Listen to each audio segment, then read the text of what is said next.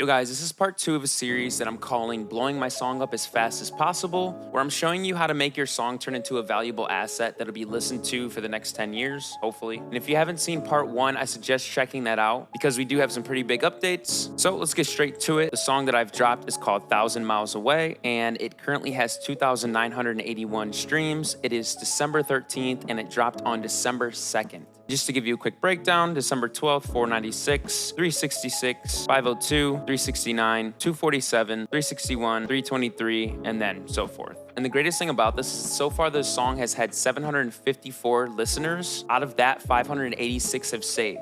And then our canvas was viewed 852 times. Now, the amazing thing about this is I want to pull the calculator out and show you. If we were to divide 586 by 754, we get 77%. So that means that 77% of the people that actually make it to the song are ending up saving the song. And what that means is that the ad is highly successful and it's finding the right people and the people that are going to be highly engaged with the song. And on average, each person delivers 3.6 streams, which is incredible. Of course, it's just gonna go up as the song has more lifespan. So in part 1, we did have somebody ask how to set the ads up. So I wanna go ahead and go into that, and you can, of course, just skip to whatever time is right here if you don't wanna see this part. But it's rather simple. You will need a Facebook account, and you'll need to link that Facebook account to your Instagram. So you'll see Facebook just like this. We'll go down here to Ads Manager, and this is where you can manage all of your ads and set all this stuff up. In part 1, we were at 42 cents cost per click due to a mistake that I had made. Well, I was able to fix that and get it down to 30 cents cost per click. And realistically, when it was at 42 cents, it spent about $150 out of this 272. So obviously we're probably more like 21 cents cost per click, but that average hasn't gone down just because it hasn't spent enough money yet. So to make a campaign, we're just gonna hit this create button here, and we're gonna go to leads. And from here, you can simply name it,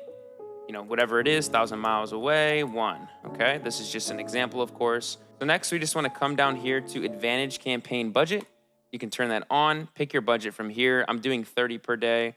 I suggest doing 20 or more per day to get good results. Keep this as website right here. And then when you choose an event, you wanna go to View Content. This just means that somebody gets to your landing page and then clicks on Spotify. When they click on Spotify, that triggers View Content. And go ahead and copy this pixel ID for now. You don't have to do anything with it yet, but we will.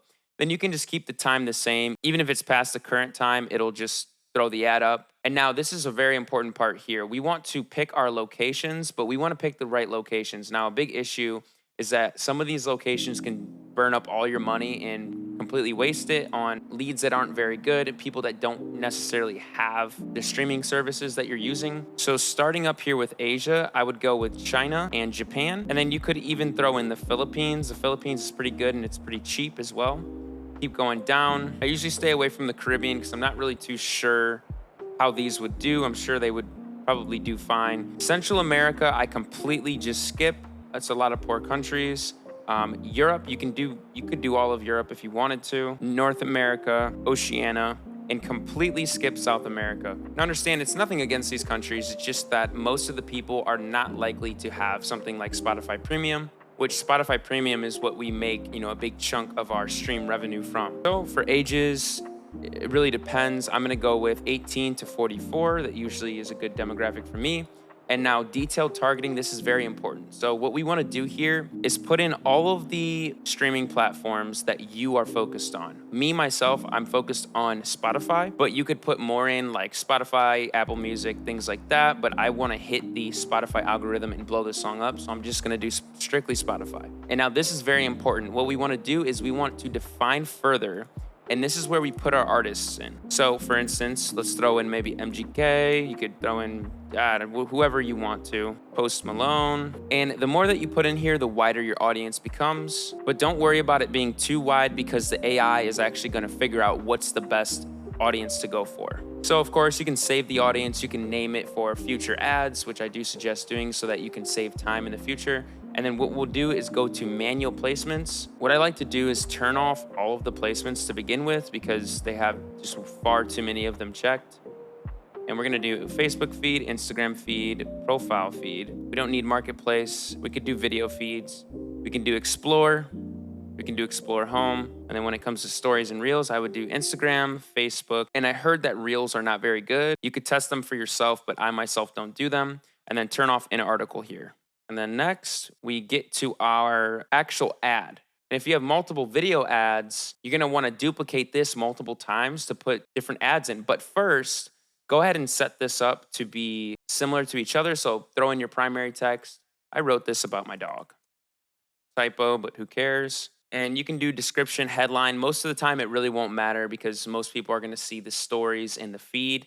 And then we're going to go here. We're going to go to listen now. Now, website URL. This is where you're going to want to use a page such as TonedIn. TonedIn is a landing page generator for music. So basically, you want to make an account, and then this will be the homepage here. You want to click on Smart Links, and then from here, you want to create a new link campaign. So you can see here, I put the link in, and then here you can choose what platforms you want to be visible. And as I mentioned, I only really do Spotify. I throw in Apple Music in there just in case, and then you could go scroll through here and find something like YouTube or TikTok or whatever else you would like to use. Hit continue. Here, you don't really have to change much. You already have your title, your description, things like that.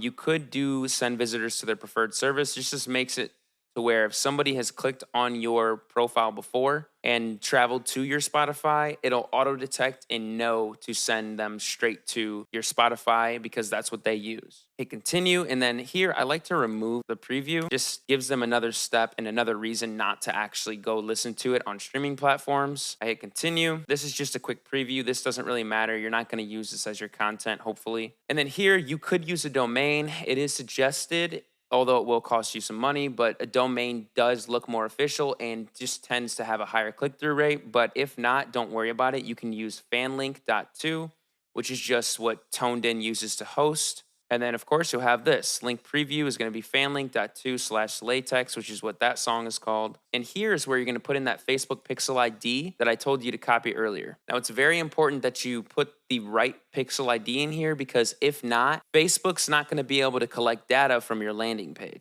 So we go ahead and update our link, and now we have a link. Boom. So we'll take this link and we will put it into our website URL on our ad. It's really simple as well to add your videos. You just go here, add video. This will actually save all the videos you've ever uploaded, but you can obviously just upload new ones. So let's say you finish this one. We could say 1,000 miles away sitting. Just kind of describe what video it is. And then what we would do is we would take this and we would duplicate it. And now we could change this to 1,000 miles away standing. And this is where we'll put our new video in.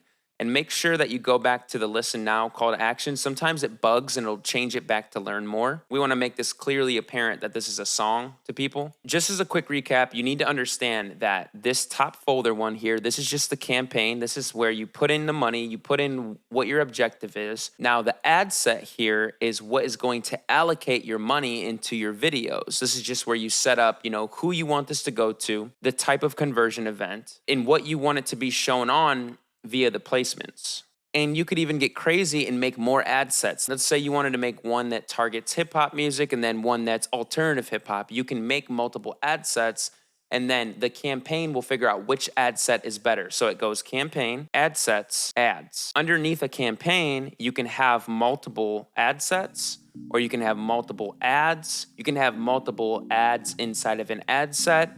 I know it's confusing, but just rewind that and try to take it all in and actually look at your interface to kind of learn it on your own. This is something you kind of got to get hands-on with because it's very confusing and Facebook doesn't help to make it less confusing. Matter of fact, I think their main goal is to confuse people.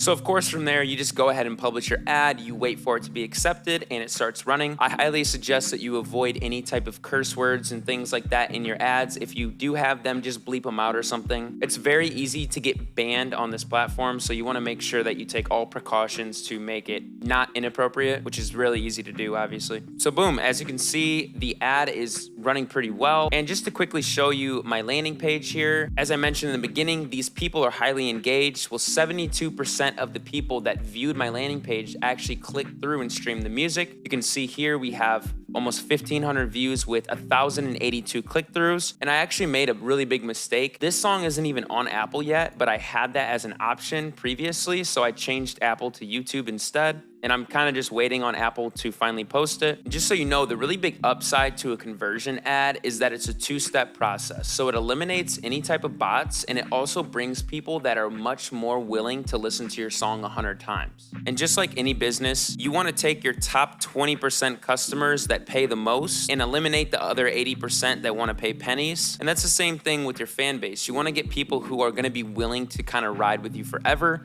and be able to know that they're always going to stream your music instead of these penny click people that aren't really that interested in you. The top 20% of your audience should make up 80% of your streams. Last week I did mention that I was going to go into content, strategy, and stuff like that, but honestly I know this was a lot of information, so I'm just going to leave it at this for now, and in part 3 we'll get into the content on TikTok, YouTube Shorts, and Instagram Reels, and if you guys aren't making those, you're silly. If you guys have any questions about the ads, please let me know in the comments below. I know it's super confusing. And while you're waiting for my next video, check out my video on how to make alternative hip hop vocals like Juice WRLD, Post Malone, and people like that.